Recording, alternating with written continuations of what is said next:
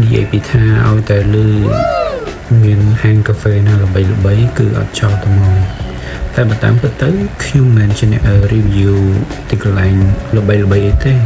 តែដោយសារតែចូលចិត្តកាហ្វេហើយក៏ចង់ណែនាំឲ្យពុកម៉ែបងប្អូនមកទស្សនាដូចគ្នា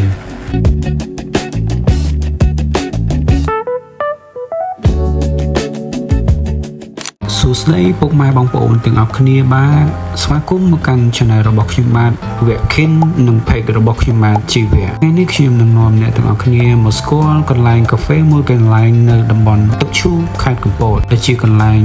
ល្អបំផុតសម្រាប់អ្នកចូលចិត្តធម្មជាតិនិងការសម្រាកលំហែកាយពីក្រុងកំពតមកដល់ទឹកឈូ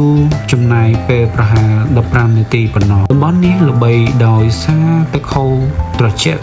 ជួរភ្នំបៃតងនិងខ្យល់អាកាសបរិសុទ្ធដែលធ្វើឲ្យអ្នកមានអារម្មណ៍ស្រស់ស្រាយភ្លាមពេលមកដល់កន្លែងដែលខ្ញុំមកថ្ងៃនេះមានទេសភាពស្រស់ស្អាតអាចអង្គុយផឹកកាហ្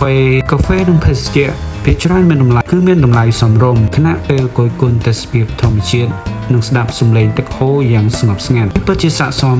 ណាស់សម្រាប់ការសម្រាកជាមួយមិត្តភ័ក្តិក្រុមគ្រួសារ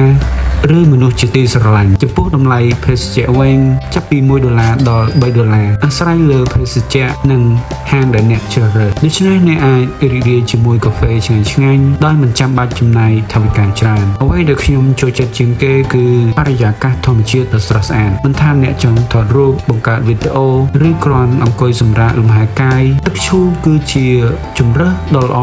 មួយសម្រាប់អ្នកទាំងអស់គ្នាបើសិនជាអ្នកមានគម្រោងមកលេងខេត្តកំពតកុំភ្លេចដាក់កាហ្វេទឹកឈូណាចូលក្នុងបញ្ជីកន្លែងដែលអ្នកត្រូវមកទស្សនាផងដែរខ្ញុំជឿថាអ្នកនឹងទទួលបានបទពិសោធន៍ដ៏រីករាយនិងអនុស្សាវរីយ៍ល្អៗជាច្រើនបើអ្នកចូលចិត្តវីដេអូនេះសូមជួយចុច like share និង subscribe ដើម្បីទទួលបាននូវវីដេអូថ្មីៗជាបន្តទៀតសូមអរគុណហើយជួបគ្នានៅវីដេអូបន្តទៀត